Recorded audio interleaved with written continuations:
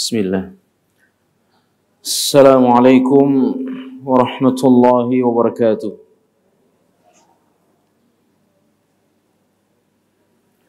Alhamdulillah rabbil alamin. Salatu wassalamu ala nabiyyina Muhammadin wa ala alihi wa ashabihi ajma'in, amma ba'du. Qauluhu ta'ala, a'udzu billahi minasyaitonir rajim. Bismillahirrahmanirrahim. Ya ayyuhalladzina amanu taqullaha haqqa tuqatih wa la tamutunna illa wa antum muslimun. يا أيها الذين آمنوا اتقوا الله وقولوا قولا سديدا يصلح لكم أعمالكم ويغفر لكم ذنوبكم ومن يطع الله ورسوله فقد فاز فوزا عظيما فإن أصدق الحديث كتاب الله وخير الهدي هدي محمد صلى الله عليه وسلم شر الأمور محدثاتها وكل محدثة بدعة كل بدعة ضلالة كل ضلالة في النار.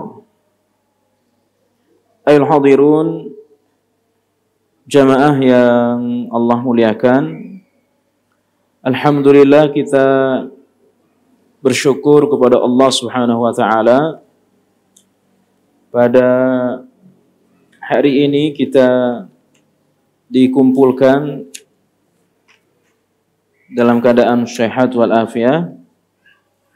Mudah-mudahan perkumpulan kita ini menjadi sebab dari sekian banyak sebab Allah Subhanahu wa taala memasukkan kita ke surganya. Bapak Ibu yang Allah muliakan, materi kita pada hari ini adalah hikmah Rasul sallallahu alaihi wasallam diperlihatkan keadaan hari akhir. Banyak sekali hadis yang menjelaskan kepada kita bagaimana Rasulullah sallallahu alaihi wasallam diberitahu oleh Allah tentang keadaan-keadaan di hari akhir. Baik saat beliau terjaga dalam keadaan bermimpi dan dalam peristiwa Isra Mi'raj. Ya. Saya ulangi, banyak sekali hadis-hadis yang Nabi menjelaskan kepada kita, beliau diberitahu oleh Allah Subhanahu wa taala tentang kehidupan hari akhir. Baik dalam keadaan terjaga seperti saat ini, juga bermimpi, lewat mimpi, juga dalam perjalanan Isra dan Mi'raj. Ya. Nabi diperlihatkan banyak sekali keadaan hari akhir. Contoh saja, suatu ketika Rasulullah sallallahu alaihi wasallam melewati satu pekuburan. Maka Nabi bertanya kepada sahabat yang menyertai beliau, ini kubur siapa? Disebutkan ini kubur fulan. Ya, tahukah kalian bahwa orang ini sedang disiksa di kuburnya? Yang satu karena namam, ya, mengadu domba. Dia dipukul, disiksa di kubur karena dia mengadu domba, menyebabkan orang bermusuhan. Yang kedua, orang disiksa karena buang hajat. Ya, buang hajat tidak bersih. Ya. Itu pertama. Yang kedua, Suatu ketika Rasulullah Shallallahu Alaihi Wasallam melewati satu kubur atau sebuah kubur, maka Rasul bertanya kepada sahabat, ini kubur siapa? Tahukah kalian, orang ini berharap dikembalikan ke dunia dan dia ingin sholat meskipun hanya 2 rakaat. Dia ingin sholat meskipun hanya 2 rakaat. Dan sholat yang dia kerjakan 2 rakaat itu dia yakini lebih baik daripada dunia dan seluruh isinya. Ya. Daripada dunia dan seluruh isinya. Lewat mimpi misalkan, dalam satu hadis yang sangat panjang, siapa di antara kalian yang bermimpi? Tadi malam saya bermimpi, di dalam mimpiku aku diperlihatkan banyak sekali kejadian yang Nabi menjelaskan tentang azab kubur. Allah perlihatkan kepada Nabi kita azab kubur. Di dalam mimpiku saya melihat, kata Nabi, ada orang sedang berenang. Ya, dia renang di sebuah kolam. Tetapi isi kolam itu bukan air. Isinya itu darah. Ya, ada orang renang, ternyata dia renang di kolam berisi darah. Sesudah dia berenang, dia menepi ke pinggir kolam, lalu dia makan. Dia makan, disuguhin, mulutnya disumpalin oleh orang yang lain di tepi kolam, di pinggir kolam. Apa yang dia makan? Apa yang dimasukkan ke dalam mulutnya? Batu. Ya. Jadi 2. Pertama apa tadi? Dia renang di apa? Di darah. Yang kedua dia makan batu. Tahukah kalian, kata Nabi, kenapa? Ya. Karena Nabi tanya, Nabi dalam mimpinya itu jalan dengan 2 malaikat. Saya didatangin oleh 2 malaikat, lalu saya berjalan dengan 2 malaikat ini, lalu saya lihat tuh, ada kolam isinya merah, lalu ada orang yang renang, sesudah dia renang dia makan batu. Saya tanya kepada 2 malaikat, itu kenapa? Siapa itu? Itu azab kubur. Kenapa dia diazab di kuburnya dengan 2 kejadian yang sangat berat? Renang di darah dan makan batu. Itu azab kubur bagi pelaku riba. Itu siksa kubur bagi pelaku riba. Ya. Lalu saya berangkat lagi, kata Nabi. Saya berangkat lagi. Dan di dalam perjalanan itu saya melihat ada orang yang dia mencakar wajah dan dadanya. Kukunya panjang, terbuat dari tembaga. Panjang kukunya. Lalu dia mencakar wajah dan dadanya. Sampai wajah dan dadanya hancur. Sampai wajah dan dadanya hancur. Rusak. Dia cakar. Dengan apa tadi? Kuku yang terbuat dari apa tadi? Dari tembaga. Saya tanya tuh malaikat, itu siapa? Kenapa?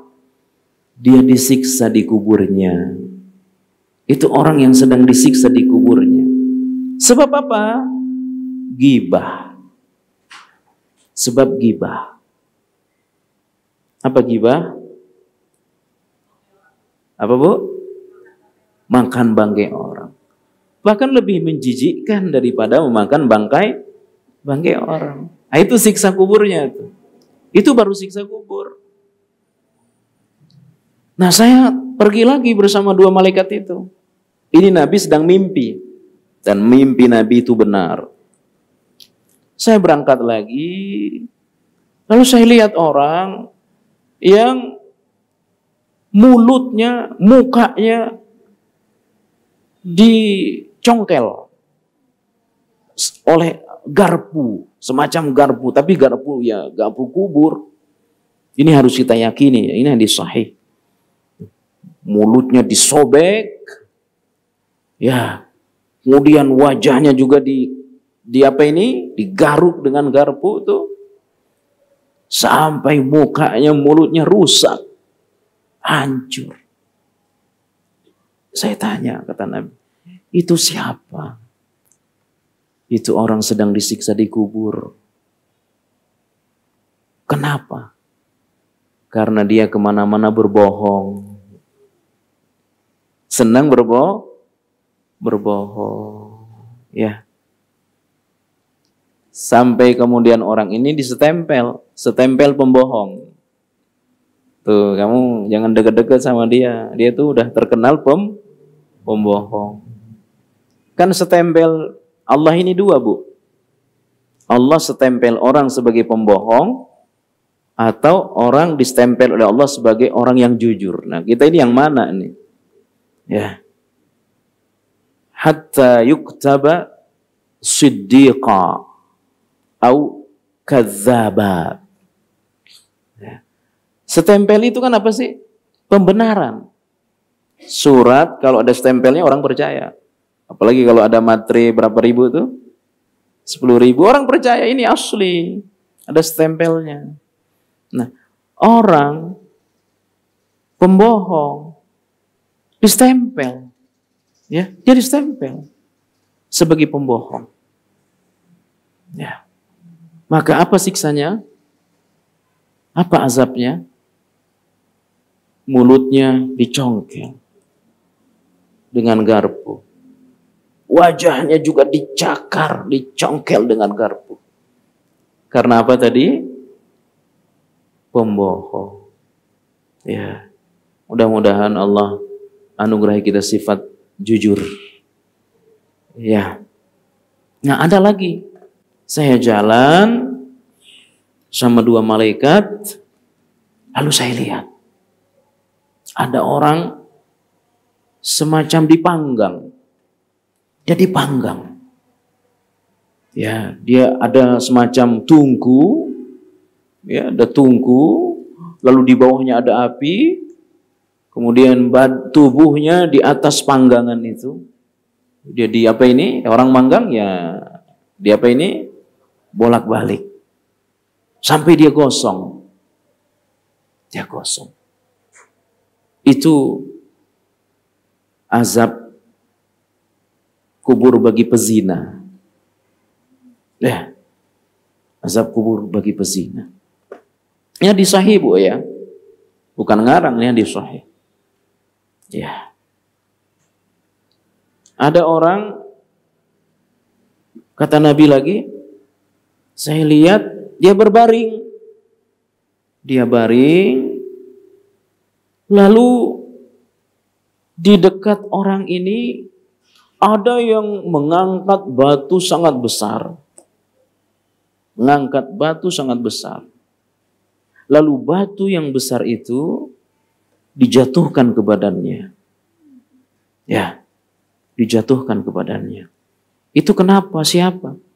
Itu dia sedang diazab di kuburnya. Disiksa di kubur. Sebab apa? Meninggalkan sholat. Nah, ini peristiwa-peristiwa yang diperlihatkan oleh Allah kepada Nabi kita Muhammad sallallahu alaihi wasallam dalam mimpi. dalam Mi'raj. Ya, yang pertama tadi dalam jaga, Nabi sedang jalan, lalu mendengar orang yang sedang disiksa di kubur. Lalu yang kedua, Nabi perlihatkan siksa kubur terhadap Nabi kita saat beliau apa tadi? Bertidur. Yang ketiga dalam peristiwa Mi'raj. Nabi dari Masjid Aqsa ke Sidratul Muntaha. Banyak Allah perlihatkan kepada Nabi kita. Di antaranya, Qumtu ala babil nari. Saya berdiri di depan pintu neraka. Sebelum pintu neraka, pintu surga. Qumtu ala babil jannati. Saya berdiri di depan pintu surga. Fara'aitu aktsara ahlaha. Maka saya mendapati yang paling banyak di surga itu siapa? Ad-du'afa wal masakin. Orang-orang lemah dan orang-orang miskin. Orang-orang lemah dan orang-orang miskin. Bu, Pak, pingin kaya masuk neraka atau kaya masuk surga? Ya, atau miskin masuk neraka, kaya masuk surga? Ya, Allahu Akbar. Kaya masuk surga. Haji ya paling tidak 5 kali lah seumur hidup, nggak usah banyak-banyak. Umroh nggak usah banyak-banyak, setahun sekali aja. Ya, amin ya rabbal alamin. Ya, saya lihat depan pintu surga, kebanyakan di dalamnya itu orang miskin dan orang-orang lemah, orang-orang tidak berdaya. Wa qumtu ala babin nar. Sesudah itu saya berdiri di depan pintu neraka. Saya berdiri di depan pintu neraka. Fara'aitu aktsara ahlihi. Maka saya dapati kebanyakan di neraka itu adalah an-nisa, perempuan. Perempuan. Bukan perempuan ini insya Allah perempuan-perempuan surga semua. Ya. Ini kata Nabi, Bu. Ya, saya berdiri di depan pintu neraka, maka saya dapati kebanyakan penghuni neraka itulah perempuan. Maka dalam hadis yang lain, aqallu sakinil jannati an-nisa. Penghuni surga yang paling sedikit perempuan. Karena kebanyakannya di mana? Di neraka. Makanya perempuan itu susah-susah. Ya, gampang-gampang susah masuk surga. Ya, apa kata Nabi terhadap perempuan? Lau sallat khamsaha wa shamat syahraha. Ya. Wa hafazat farjaha wa ta'at zawjaha. Fadkhulil jannati min ayyi babin syi'tihi. Perempuan kalau udah salat 5 waktu, puasa Ramadan, jaga kehormatan, taat kepada suami, silahkan masuk surga dari pintu yang dia inginkan. Ya, tapi itu ya gampang-gampang susah. Betul atau tidak? Nah, yang kadang-kadang ada perempuan sono, bukan sini, bukan. Itu sholat zuhur, sudah hampir hilang waktu zuhur. Ya. Jadi saya dapat itu. Nah, Bapak Ibu yang Allah muliakan, maka di dalam hadis Nabi katakan, "Lau ta'lamu ma a'lamu labakaitum katsira wa la dhahitkum qalila." Andai kalian tahu apa yang sudah aku ketahui, maka pasti kalian akan banyak menangis dan sedikit tertawa. Ya. Seandainya kalian, kita, saya telah mengetahui apa yang saya ketahui, kata Nabi, maka kalian pasti akan banyak menangis dan sedikit tertawa. Ya. Ini karena kita tidak pernah lihat surga, karena kita tidak pernah lihat neraka. Di dalam hadis yang lain, Nabi katakan, "Lau ta'lamu ma a'lamu." Andai kalian tahu apa yang saya ketahui, maka kalian akan datang ke tempat tinggi, kalian tidak mau turun darinya, kalian berdoa, dan kalian akan tidak bersenang-senang dengan istri-istri kalian di ranjang. Ini kata Nabi. Seandainya kalian tahu apa yang saya ketahui, maka kalian tidak akan betah di ranjang bersama pasangan-pasangan kalian. Karena kalian akan di mana? Kalian banyak waktunya di tempat sujud. Ya. Tapi kan kita nggak tahu. Karena kita nggak tahu, akhirnya ya ketawa sana, ketawa sini, betul? Ya. Nah, modal apa kita datang ke sini? Meninggalkan aktivitas dunia kita, modal yakin. Surga nggak pernah kita lihat. Neraka tidak pernah kita lihat. Tapi seandainya kita sudah lihat neraka, kita sudah lihat surga, bisa-bisa masjid ini tidak akan pernah sepi 24 jam. Ya. Tapi Allah tidak memberitahu itu kepada kita, karena akhirnya kita kerja. Ya. Kemudian ya kita kadang main, ya, ketemu teman. Seandainya kita lihat surga seperti apa yang Nabi lihat, kita tidak akan bersenang-senang dengan pasangan di ranjang. Ini kata Nabi. Kerjaan kalian apa? Hanya doa saja. Hanya doa saja. Ya. Tapi yang mendasari kita adalah yakin. Ya, yakin ada surga, yakin ada neraka, yakin ada azab kubur, yakin akan panasnya padang mahsyar. Maka Bapak Ibu yang Allah muliakan, di jalan itu ada malaikat, Pak Bu. Itu di jalan ada malaikat, cuma kita nggak lihat. Ya, saya baca hadis yang sangat panjang, hadis qudsi, hadis keutamaan majelis ilmu, hadis keutamaan majelis ilmu. Di jalanan itu banyak malaikat. Allah tanya kepada malaikat, "Wahai malaikatku, kamu lihat nggak hambaku?" "Saya lihat ya Allah."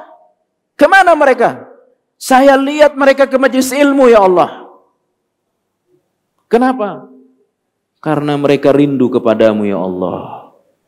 "Apakah mereka pernah melihat aku?" kata Allah. "Tidak pernah. Mereka yakin saja akan engkau ya Allah. Seandainya kalau mereka melihat aku, mereka akan lebih semangat lagi datang ke majelis ilmu." Ya. Allah tanya lagi kepada malaikat yang di jalan, "Hei malaikat, kamu lihat gak hambaku?" "Saya lihat ya Allah." "Kemana mereka?" "Ke majelis ilmu." "Kenapa mereka datang ke majelis ilmu?" "Karena mereka pingin masuk surga." Ibu datang ke sini pingin masuk surga kan? Ya. Dan demi Allah, orang masuk surga itu dengan rahmat Allah. Dan perkara terbesar yang dengannya kita dirahmati oleh Allah ya majelis ilmu. Ya, majelis ilmu. Allah tanya kepada malaikat yang di jalan tuh, "Wahai malaikatku, kamu lihat enggak hambaku?" "Saya lihat." "Kemana mereka?" "Mereka ke majelis ilmu ya Allah. Mereka datang ke Masjid Cut Mutia ya Allah." Ya, udah dijawab nih Bu. Ya, udah dijawab kita sama malaikat oleh Allah kepada Allah nih. Udah dilaporkan kita oleh malaikat kepada Allah ini. Rapot kita sudah ada nih. "Kenapa mereka datang ke sana?" Kata Allah nanya. Bukan berarti Allah tidak tahu, Allah lebih tahu. "Karena mereka pingin masuk surga ya Allah." Allah tanya, "Emang mereka sudah ngeliat surga?" "Gak pernah." "Loh kenapa?" "Yakin saja ada surga." Ya.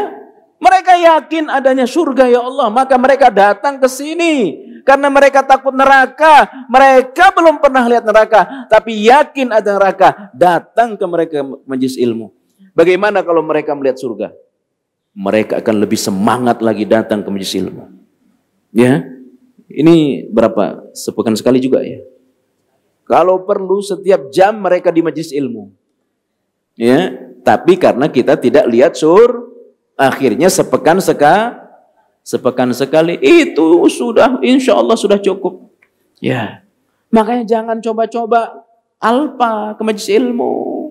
Ya, datang seminggu sekali. Ya, subhanallah. Ya. Tapi seandainya kita lihat surga, Bu. Seandainya kita langsung lihat surga seperti yang Nabi lihat, kita akan di tempat sujud saja kerjanya. Ya, begitu kita punya uang langsung umroh. Ya, punya uang langsung haji, punya uang langsung umroh. Seandainya lihat surga. Tapi karena kita tidak lihat surga, ya yakin. Akhirnya kadang-kadang keyakinan itu kan luntur, betul?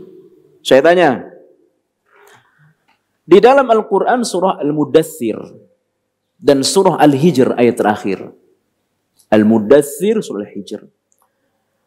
Allah subhanahu wa ta'ala mengistilahkan kematian dengan keyakinan. Ya, Allah ingin menjelaskan kepada kita tentang kematian. Tapi bukan dengan kalimat mati. Dengan kalimat apa? Dengan kalimat yakin. Coba ada yang bisa lihat nggak? Al-Hijr ayat terakhir. Coba dibaca terjemahannya. Ya.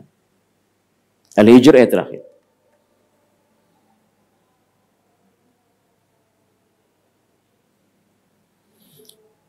Tolong dibaca terjemahannya. Ya. Ada yang ketemu? Al-Hijr ayat terakhir. Dan Al-Mudaththir ayat 45. Biar langsung ketemu. Al-Hijr ayat terakhir. Kemudian Al-Mudaththir ayat 45. Tolong dibaca. Biar langsung dapat ya. Terjemahannya saja. Fadhol. Ketemu nggak? Nggak ketemu. Al-Hijr itu surah 15. Coba dibaca, Bu. Ya, baca. Itu tutup. Ayat berapa? 99. Bismillahirrahmanirrahim. Dan sembahlah Tuhanmu sampai datang kepadamu kepastian atau kematian. Iya.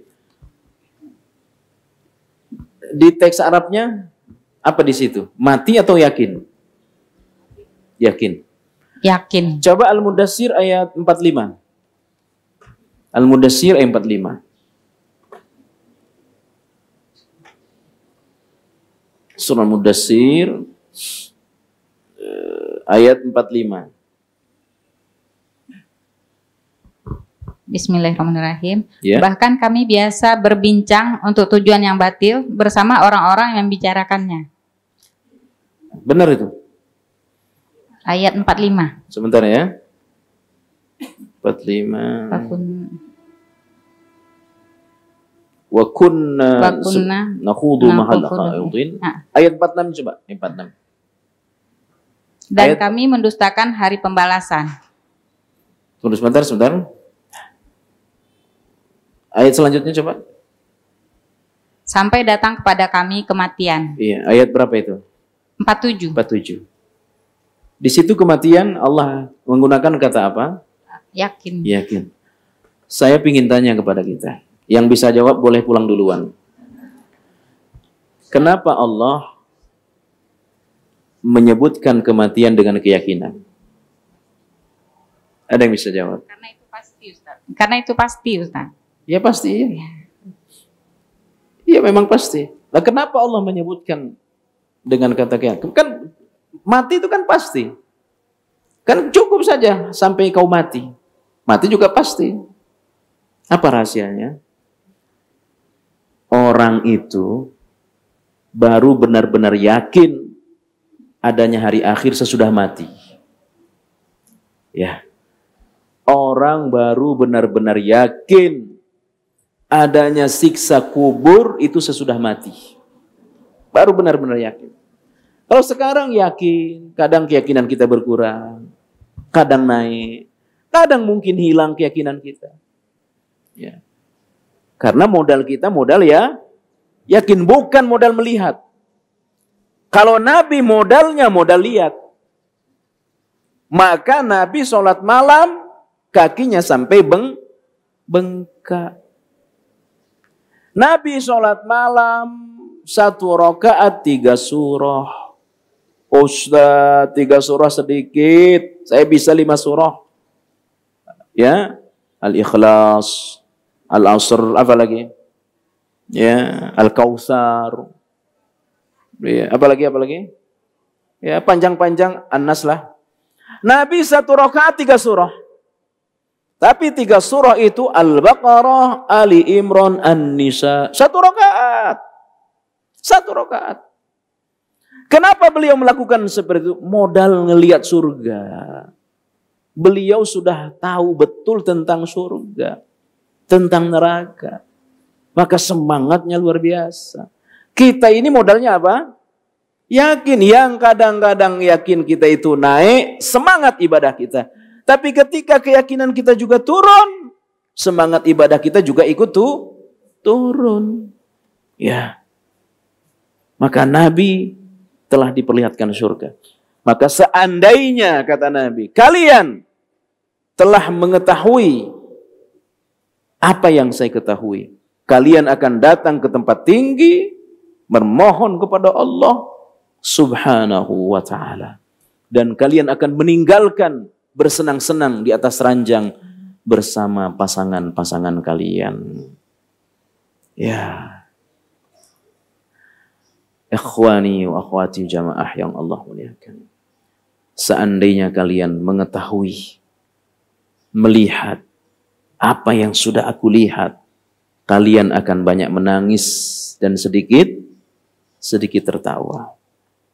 Ya, itu benar.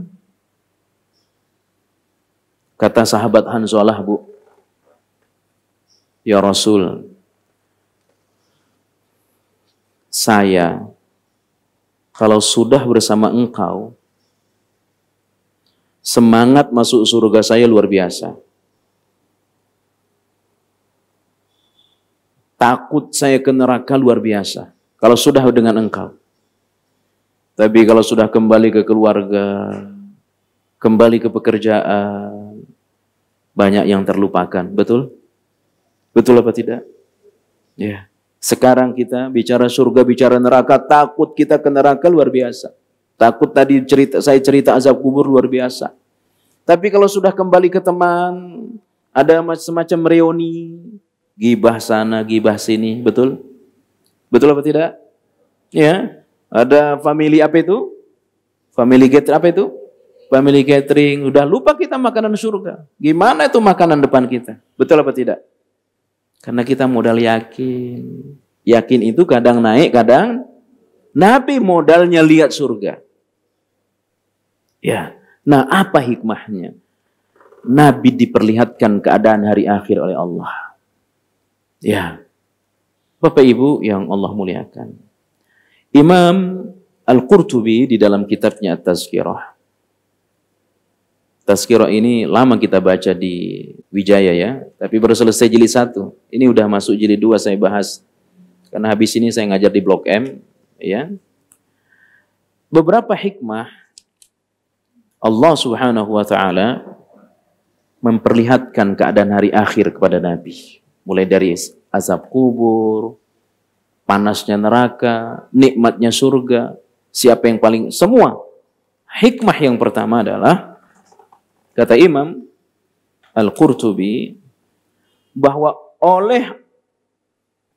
karena orang-orang kafir dahulu mengolok-ngolok Nabi dan mendustakan Nabi terhadap apapun yang beliau katakan. Semua ucapan Nabi didustakan. Ya. Menyakiti beliau sampai berusaha ingin membunuh Nabi. Ya.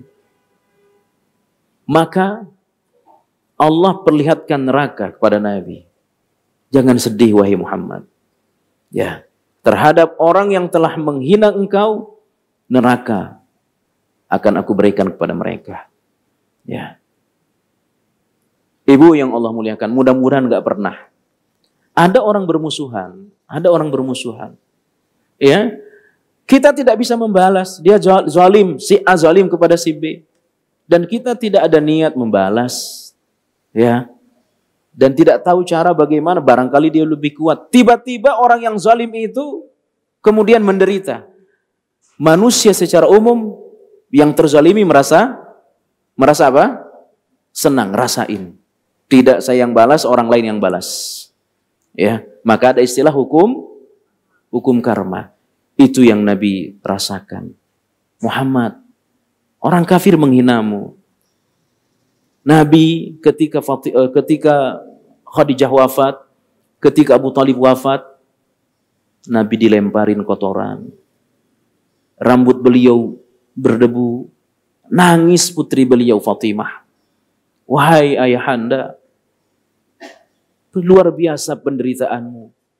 Ya, luar biasa kepedihanmu. Nangis anaknya. Ya, begitu mereka memperlakukan engkau wahai Muhammad. Nabi ke Taif dilemparin batu. Jangan sedih wahai Muhammad. Ya. Dan Nabi tidak pernah berusaha untuk membalas. Biarlah Allah yang membalas nanti di hari akhir. Ya. Di hari akhir. Sebagai hiburan kepada Nabi kita. Ya. Makanya di antara hikmah Isra Mi'raj. Hikmah Isra Mi'raj itu kan terjadi sebelum Nabi hijrah ke Madinah. Nabi diangkat ke langit. Itu di antara tujuannya apa? Hiburan untuk Nabi. Ya. Kalau bahasa kita sekarang apa? Healing. Apa itu? Jalan apa? Healing ya, healing. Hiburan. Nabi hiburannya diangkat ke langit. Diperlihatkan surga, diperlihatkan neraka. Ini siksa mereka nanti. Ya. Ini siksa mereka. Itu yang pertama. Kamu gak usah sedih Muhammad. Ya. Dan engkau tidak balas. Biar hari akhir siksaan mereka berat. Kemudian yang kedua.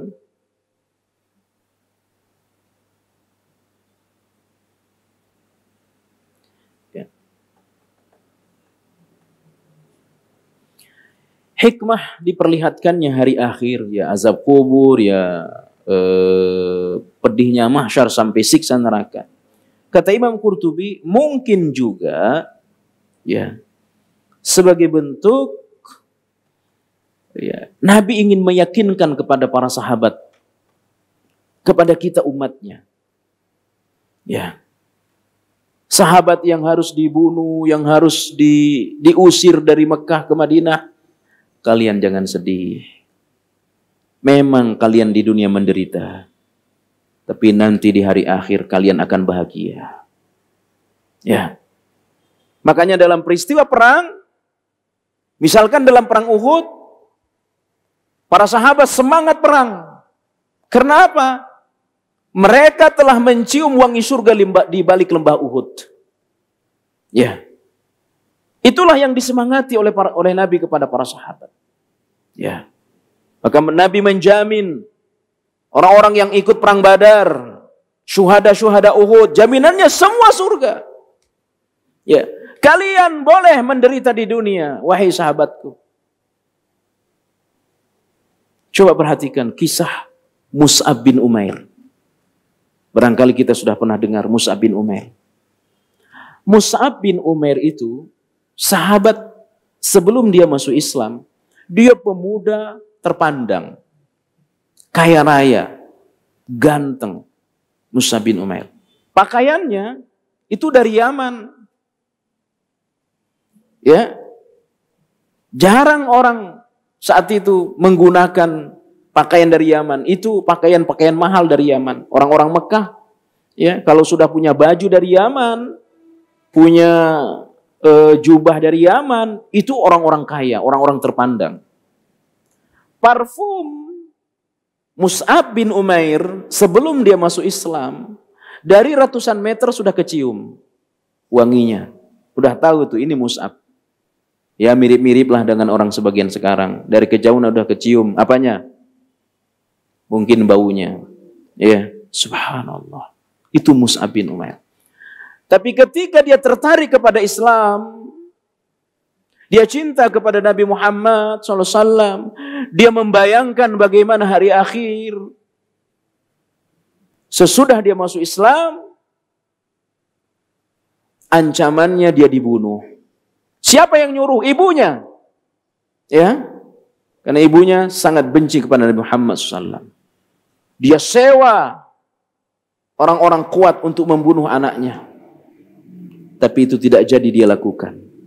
Dia tidak tega membunuh anaknya. Apa yang dilakukan oleh ibu Mus'ab bin Umair setelah dia tahu anaknya masuk Islam? Dan bagi Mus'ab bin Umair, orang yang paling dia sayangi, orang yang paling dia hormati hanya ibunya saat itu. Sebelum dia masuk Islam. Kata ibunya kepada Mus'ab bin Umair, wahai anakku, boleh kamu ikut Muhammad. Boleh kau ikuti Muhammad. Tapi syaratnya, tanggalkan seluruh kemewahan dalam hidupmu. Engkau lepas bajumu. Aku tidak akan mengaku lagi. Aku tidak mau kemewahan-kemewahan itu melekat pada dirimu. Apa yang dilakukan oleh Mus'ab bin Umair? Dia lepaskan seluruh simbol-simbol kemewahan dalam hidupnya. Dia datang kepada Rasulullah sallallahu alaihi wasallam menggunakan pakaian lusuh. Sampai kemudian dia ketemu Nabi, Nabi menangis. Ini laki-laki hebat, kaya raya, terpandang, pakaiannya mewah. Tapi setelah dia ikut aku, yakin adanya hari akhir, dia lepas seluruh kemewahan-kemewahan hidupnya. Dia hidup sederhana. Yang nanti Mus'ab bin Umair saat dia meninggal dunia, kain kafannya ditarik ke atas untuk menutup wajahnya, kakinya terbuka. Ketika kain itu ditarik ke bawah untuk menutup kakinya, wajahnya terbuka. Tidak cukup kain kafannya. Kenapa dia melakukan itu? Kenapa dia membiarkan hidupnya dalam kesederhanaan? Pakaian lusuh yang tadinya mewah pakaiannya. Karena dia yakin tidak apa-apa saya menderita di dunia. Asal jangan nanti di hari akhir saya menderita. Tidak apa-apa saya sedih di dunia. Asal jangan di hari akhir. Itulah yang diyakinkan oleh Nabi kepada para sahabat. Ya, Nabi telah mengetahui kenikmatan hari akhir. Bahwa kenikmatan dunia ini tidak ada apa-apanya dibanding dengan kenikmatan nanti di hari akhir. Boleh kalian terusir dari Mekah. Tidak apa-apa kalian terusir dari Mekah. Kalian datang ke Madinah tidak bawa apa-apa. Istri, kadang keluarga juga ditinggal. Tapi balasannya nanti kenikmatan hari akhir. Apa yang sudah saya lihat. Ya. Bapak Ibu yang Allah muliakan. Kemudian yang ketiga. Ya. Kenapa Nabi diperlihatkan oleh Allah keadaan hari akhir? Beratnya siksa kubur, beratnya kehidupan di padang mahsyar. Yang itu ya tidak diperlihatkan kepada nabi-nabi yang lain agar apa? Agar Nabi kita fokus memikirkan umatnya nanti di hari akhir. Ya. Bapak Ibu yang Allah muliakan. Nabi itu cintanya kepada umatnya luar biasa. Ya. Kita merasakan cinta orang tua kepada kita luar biasa. Ya. Saya anak nelayan. Saya datang dari kampung jauh, dari pulau terpencil. 16 jam nyebrang laut dari timur sana. Saya merasakan cinta luar biasa bapak saya. 7 hari di tengah laut. Saya yakin ibu juga merasakan cinta luar biasa dari bapak kita. Ada di antara kita yang bapaknya petani, yang rela tangannya kapalan, kakinya kemudian pecah untuk anaknya. Ya. Barangkali ada di antara kita yang bapaknya mohon maaf kuli bangunan, yang harus manjat tinggi. Dia pertaruhkan nyawanya untuk anaknya. Karena cinta kepada anaknya luar biasa. Tapi demi Allah, cinta Rasul kepada umatnya mengalahkan cinta orang tua kepada anaknya. Dan kecintaan itu terbawa nanti ke hari akhir. Sebelum manusia menyeberang sirat, Allah akan bentangkan sirat ya, sebagai titian terakhir persinggahan terakhir manusia sebelum surga atau neraka. Yang sifat dari sirat itu kecil, licin, permukaannya lebih tajam dari pedang, gelap. Semua nabi berkata, dari Nabi Adam sampai Nabi Isa, apa perkataan mereka? Ya Allah, selamatkan aku. Ya Allah, selamatkan aku. Semua akan berkata yang sama. Tapi hanya Nabi kita Muhammad sallallahu alaihi wasallam berkata, ya Allah, umatku ya Allah, umatku ya Allah. Hanya Nabi kita. Semua nabi memikirkan nasib dirinya. Saya selamat apa tidak? Tapi hanya Nabi kita Muhammad SAW. Apa dia katakan? Umatku ya Allah. Umatku ya Allah. Selamatkan umatku ya Allah. Nabi tidak memikirkan dirinya. Kenapa? Karena Nabi sudah tahu keadaan itu sebelumnya. Ya, Nabi tidak kaget. Ya, karena Nabi sudah tahu bahwa itu akan terjadi nanti di hari akhir. Sejak kapan Nabi tahu? Sejak di dunia. Maka kalau dalam istilah kecelakaan apa itu? Investigasi apa itu? Investigasi dini. Bagaimana, apa yang harus kita lakukan kalau terjadi kecelakaan begini, ya, ini anunya, ini langkah-langkahnya. Sebelum kiamat terjadi, Nabi sudah dikasih tahu oleh Allah bahwa menyeberang sirat itu berat. Ya, Nabi tidak tahu. Ya, maka seluruh Nabi berkata, selamatkan aku ya Allah. Selamatkan aku ya Allah. Hanya Nabi kita yang berkata, umatku ya Allah. Umatku ya Allah. Nabi tidak kaget. Karena Nabi sebelumnya sudah tahu. Ya. Maka Allah katakan, At-Tahrim ayat 8, Yauma la yukhzillahu an-nabiyya. Hari itu Nabi kita tidak dihinakan oleh Allah. Nabi sangat tenang. Ya, Nabi sangat tenang. Ya. Bapak Ibu yang Allah muliakan. Semua Nabi, dari Nabi Adam sampai Nabi terakhir Nabi Isa, di mana posisi mereka di hari akhir? Tidak ada yang tahu. Ya, tidak ada yang tahu. Ketika dibangkitkan dari kubur, berkumpul di padang mahsyar, di mana posisi Nabi Adam? Di mana posisi Nabi Ibrahim? Di mana Nabi Musa? Tidak ada yang tahu. Tapi Nabi menceritakan kepada sahabat Anas bin Malik, cari aku di 3 tempat. Aku di situ nunggu kalian. Cari aku di 3 tempat. Saat itu kata Nabi, semua manusia sibuk dengan dirinya sendiri. Tidak kenal satu sama lain. Suami tidak kenal istri, orang tua tidak kenal anak. Ini tempat sangat berat. Cari aku, karena aku ada di 3 tempat itu.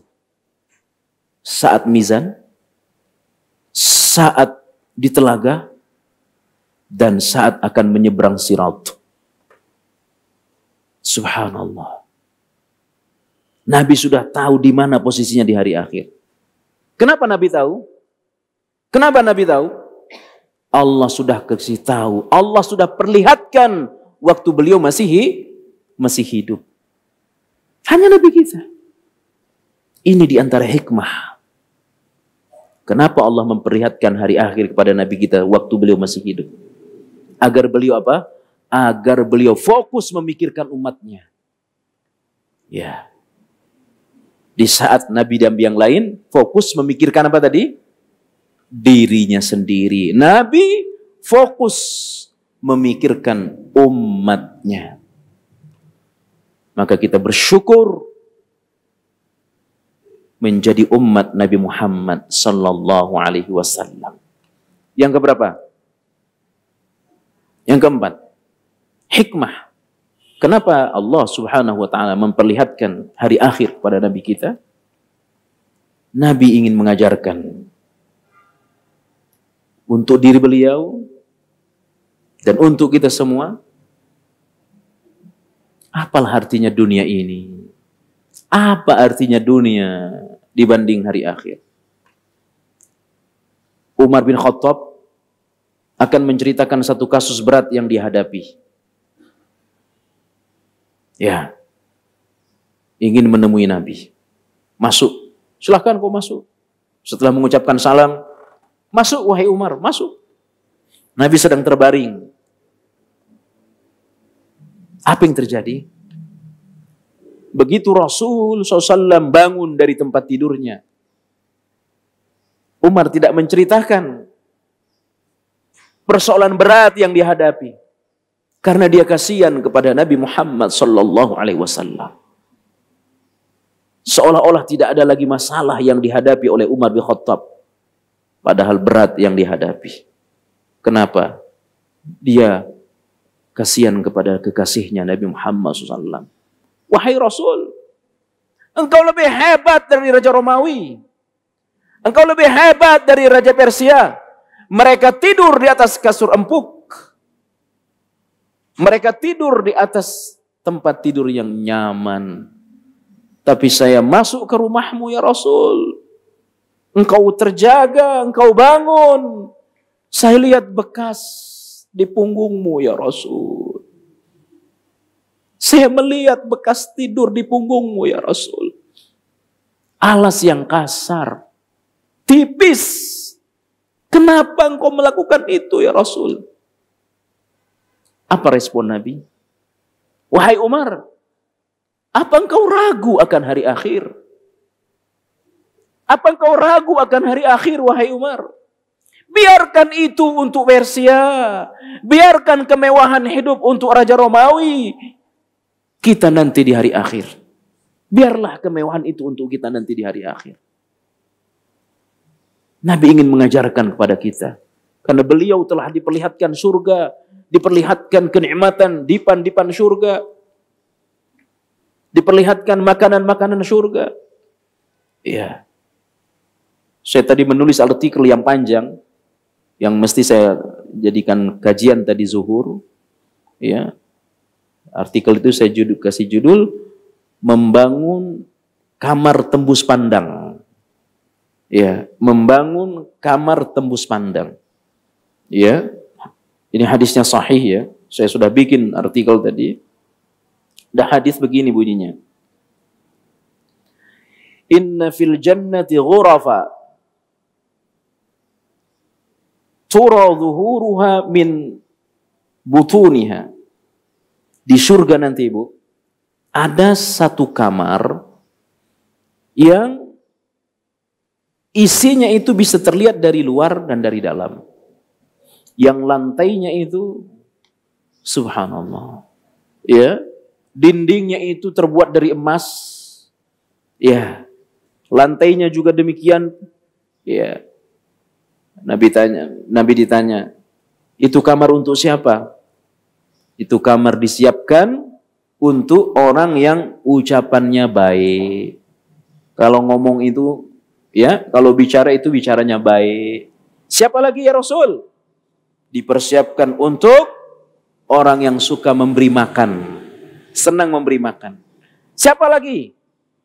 Orang yang suka puasa. Nah, ini yang berat ini. Puasa Daud. Nabi menyebutkan di sini puasa Daud. Ya. Puasa hari ini, besok tidak. Besok usahanya puasa. Jadi orang yang senang puasa Daud, selain dia masuk surga jaminannya, Allah akan bangunkan baginya kamar, istana dalam surga, yang dindingnya itu terbuat dari emas. Ya, terbuat dari emas. Makanya coba saya ingin tanya, kenapa perempuan itu tidak disebutkan baginya bidadara? Yang disebutkan bidadari untuk laki-laki. Apa rahasianya, Bu? Bagi laki-laki bidadari surga. Tidak ada sebutan bagi perempuan bidadara. Dia di samping perempuan itu sendiri adalah jadi bidadari. Ternyata rahasianya kata ulama, Bu, ya. Karena perempuan secara umum itu lebih senang perhiasan. Ya, lebih senang orang kadang-kadang suami ditinggal gara-gara nggak beli perhiasan. Betul apa tidak? Ya, betul apa tidak? Nah, kenceng banget kayaknya begitu tuh.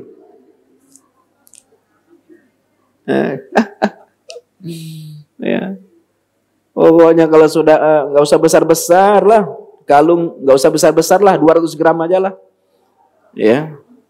Ya. Tingali cincin tuh. Ya. Karena perempuan secara umum lebih senang kepada perhiasan. Makanya kenikmatan surga itu diantaranya perhiasan. Dindingnya emas, lantainya mutiara. Subhanallah. Ya.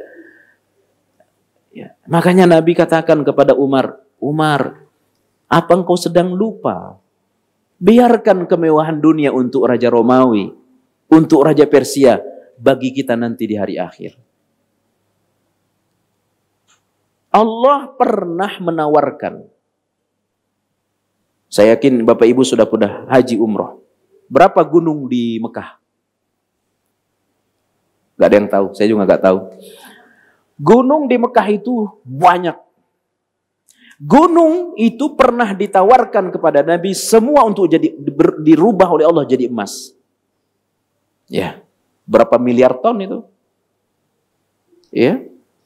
Semua gunung yang ada di Mekah Allah tawarkan kepada Nabi kita untuk jadi emas semua. Ya, itu bukan kayak 7 turunan lagi tuh Nabi.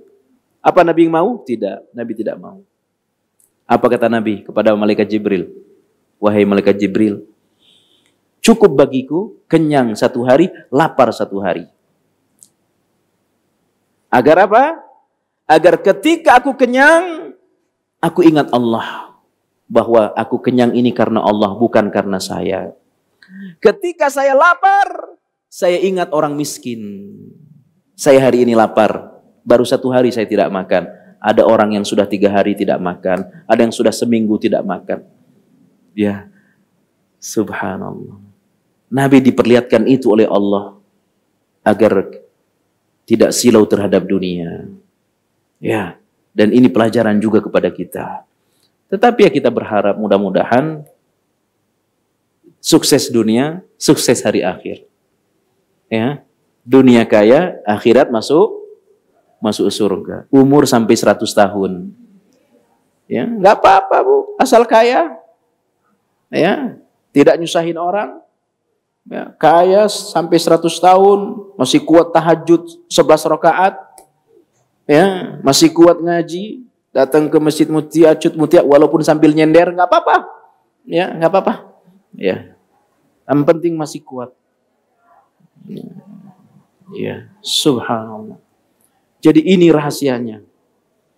Ya, kenapa Nabi diperlihatkan oleh Allah hari akhir? Agar beliau tidak silau dengan dunia. Ya. Tidak silau dengan dunia. Ya. Apakah lalu kemudian kita jadi orang miskin? Ya tidak. Tidak ada salahnya kalau kita jadi orang kaya. Bahkan bagus kalau orang Islam kaya, bagus sekali.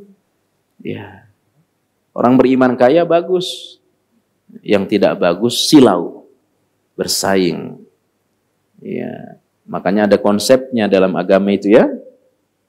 Sebagai kajian penutup kita, nanti bisa dilihat surah Toha. Surah Toha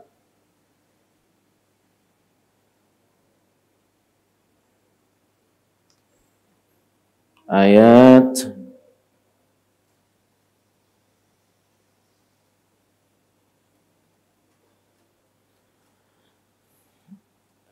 131.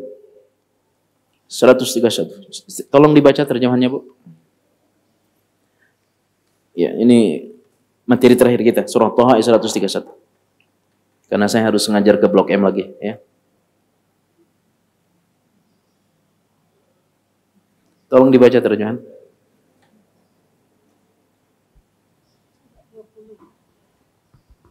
Bismillahirrahmanirrahim. Janganlah sekali-kali engkau tunjukkan pandangan matamu pada kenikmatan yang telah kami anugerahkan kepada beberapa golongan dari mereka sebagai bunga kehidupan dunia, agar kami uji mereka dengan kesenangan itu. Karunia Tuhanmu lebih baik, lebih kekal. Subhanallah. Jadi ghaddul basar itu, Bu,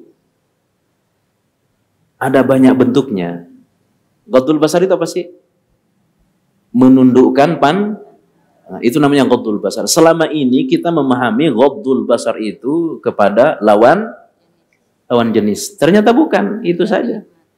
Di antara hal yang kita harus ghaddul basar adalah menahan pandangan terhadap harta orang. Jangan suka melihat harta orang lain. Itu konsepnya. Surah Thaha ayat berapa tadi? 131. Jangan suka melihat harta orang. Ujung-ujungnya pengen. Ya, ujung-ujungnya ya pengen. Sunnahnya kan kalau kita melihat orang pakai baju baru, mobil baru apa? Didoakan. Apa doanya? Kalau ngelihat teman baju baru, ilbas jadidan wa ishhamidan wa mutsyahida. Itu doanya. Kalau sebagian orang, ini beli di mana? Ya, kredit apa online apa? Ya, sebagian orang. Yang sunnah adalah doakan. Ya, baru kemudian beli di mana, saya juga pengen tuh, ya. Saya kira cukup kajian kita hari ini. Ini di antara hikmah, tentu masih ada lagi hikmah-hikmah yang lain. Mudah-mudahan Allah perbaiki dunia akhirat kita.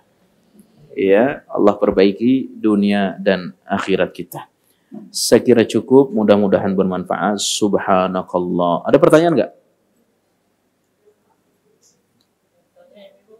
Ada pertanyaan, Bu? Ya, silakan.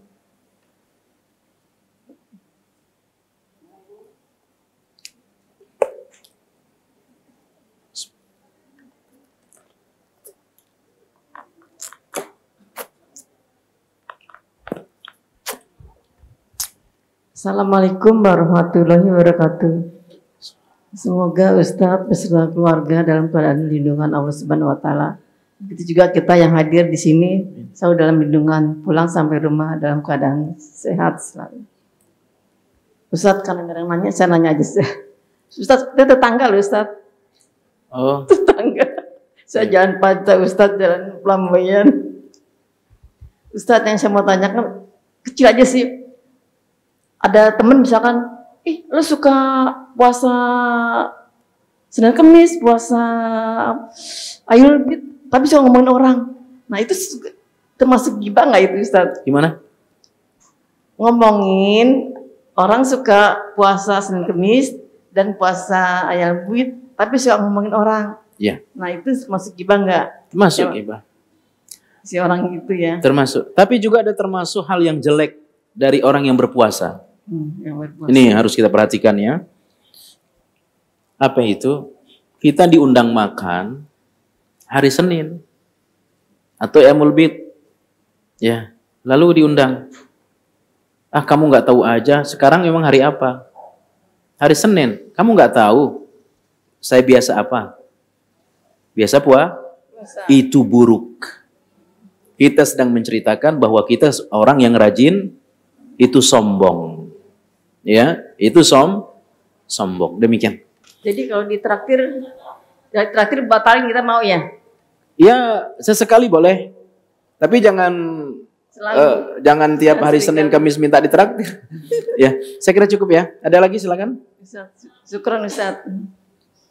Bismillahirrahmanirrahim. Pak Ustadz, saya mau bertanya. Silakan Ibu. Saya mau bertanya Pak Ustadz, di luar tema kali ya Pak Ustadz. Gak apa-apa Bu. Ya. Kalau suami itu menanggung dosa istri tidak Pak Ustadz, kalau istri berbuat dosa? Selama dia tahu dan dibiarkan. Tahu suami istrinya berdosa, lalu dibiarkan. Ya, maka itu bukan hanya soal menanggung dosa, tetapi dia punya gelar khusus, dayus namanya. Ya, misalkan seorang istri memasukkan laki-laki yang bukan mahramnya ke rumah dan diketahui oleh suaminya, itu kan perkara haram.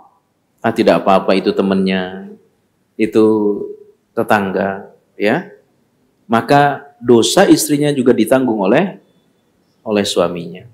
Karena dia membiarkan kemungkaran, kemaksiatan, ya, yang dilakukan. Tetapi jika sudah ditegur oleh suaminya dan istrinya tidak berubah, selesai. Ya. Tetapi tidak selesai menasihati, yang selesai menanggung dosa. Ya. Tapi suaminya nggak tahu Pak Ustadz. Ya, Sampai dia nikah siri sama laki-laki itu bagaimana tuh Pak Ustadz ya? Nggak tahu? Suaminya nggak tahu karena dia kan pelayaran ya Pak Ustadz. Jadi dia kalau suaminya berlayar, dia sama laki-laki lain, tapi menikah siri Pak Ustadz. Itu gimana tuh Pak Ustadz? Menanggung dosa nggak itu suaminya Pak Ustadz? Ya. Jelas kalau tidak tahu tidak. Ya. Nikah siri sama yang baru, jadi poliandri ya namanya. Stop, itu nggak jelas itu ya. Iya, itu suaminya nanggung dosa. Ya, makanya dalam agama kan paling lama 4 bulan suami jauh dengan istri. Perang boleh, tapi kalau sudah 4 bulan pulang. Ya, makanya memang agak berat kalau suaminya itu pelaut. Karena kami keluarga pelaut, ada yang sampai setahun, 2 tahun tidak ketemu. Ya, karena ada masa-masa kuat. Masa iddah juga 4 bulan paling ini. Ya, kalau suaminya tidak tahu, ya tidak menanggung dosa. Tetapi kan dia harus tahu dengan siapa istrinya berkawan, suaminya harus dijaga, harus diselidiki, ya, harus tahu bagaimana, ya. Ya kalau tidak tahu ya tidak berdosa. Ini dosa besar dan perempuan seperti ini tidak akan masuk surga. Ya, tidak akan masuk surga. Demikian. Ya, cukup. Satu ya? lagi boleh? Ya, boleh, enggak apa-apa. Assalamualaikum warahmatullahi wabarakatuh. Assalamualaikum. Sebelumnya saya minta maaf Pak Ustadz. Yang saya tanyakan ini untuk menyambung Ibu masalah poliandri. Poliandri. Bagaimana hukumnya? Karena saya pernah punya tetangga, ya suaminya itu mengizinkan. Stop. Saya hanya pengen tanya hukumnya seperti apa. Itu saja. Terima kasih. Suaminya mengizinkan istrinya poliandri. Iya seperti itu karena Dilaknat suaminya. jadi selagi suaminya kedatangan suami yang kedua itu dia keluar rumah. Stop. Si istrinya melayanin suami yang baru nyampe ke rumah. Jadi 2 suaminya. Mengalah keluar. Suaminya 2. Iya poliandri kan. 1 nikahnya tidak sah, zina. Kemudian yang kedua suaminya dilaknat. Yang ketiga dosanya menghalalkan hal yang diharamkan. Ya, dosanya 3. 1, dosa zina. Yang kedua, dosa membiarkan. Dosa yang ketiga, menghalalkan sesuatu yang diharamkan. Itu jelas haram, tapi kemudian dihalalkan, dianggap biasa. Kalau suaminya mengizinkan, apa termasuk itu dosa besar? Boleh? Dua-duanya dilaknat oleh Allah. 3, yang dilaknat 3. Suaminya, ini yang kedua bukan suaminya itu teman zinanya. Karena pernikahannya tidak sah. Ya, pernikahannya itu tidak sah. Ya, 3-tiganya dilaknat oleh Allah Subhanahu Wa Taala. Yang paling dilaknat suaminya. Yang paling dilaknat suaminya. Oke, ada ya kayak gitu ya? Ada. Stop. Tetangga. Cukup ya. Terima Demikian. kasih. Assalamualaikum warahmatullahi wabarakatuh. Salam. Mudah-mudahan ibu-ibu kita semua Allah selamatkan ya. Dosa-dosa kita dimaafkan oleh Allah SWT. Dan yang paling utama, karena ini kasus tadi, jangan lupa yang punya anak perempuan, hafalin doa agar kehormatannya dijaga. Apa doanya, Bu? Allahumma gfir zambahu wa tahhir qalbahu wa hassin farjahu. Tuh doa, terutama yang punya anak perempuan, hafal ini doa. Allahumma gfir zambahu wa tahhir qalbahu wa hassin farjahu. Ya Allah, ampuni dosanya, pelihara hatinya, sucikan hatinya, dan jaga kehormatannya. Kalau dia seorang A, pelihara kehormatannya sampai dia punya suami. Kalau dia sudah beristri, jaga kehormatannya hanya untuk suaminya. Ya, itu doa dari Nabi. Ya, terutama yang punya anak perempuan, ya, wajib nih doa dihafal. Ya, ikuti, mudah-mudahan hafal. Allahumma ighfir zambahu wa tahhir qalbahu wa hassin farjahu. Allahumma ighfir zambahu wa tahhir qalbahu wa hassin farjahu. Allahumma ighfir zambahu wa tahhir qalbahu wa hassin farjahu. Ya, apa Bu? Ampuni dosanya, dosa tadi itu, perempuan tadi. Bersihkan hatinya agar selalu patuh kepada Allah dan pada orang tua. Dan ketiga, jaga kehormatannya. Kalau dia seorang perempuan yang belum punya istri, belum punya suami, jaga kehormatannya sampai dia punya suami.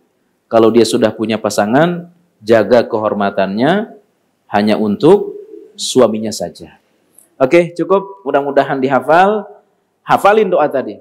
Siapa yang punya anak perempuan, yang punya cucu perempuan, mesti dihafalin doa. Subhanakallah bihamdik, asyhadu an la ilaha illa anta astaghfiruka wa atubu ilaik. Wassalamualaikum warahmatullahi wabarakatuh. Dukung Al-Hujjah untuk punya tempat dakwah. Salurkan wakaf lahan melalui Bank Syariah Indonesia.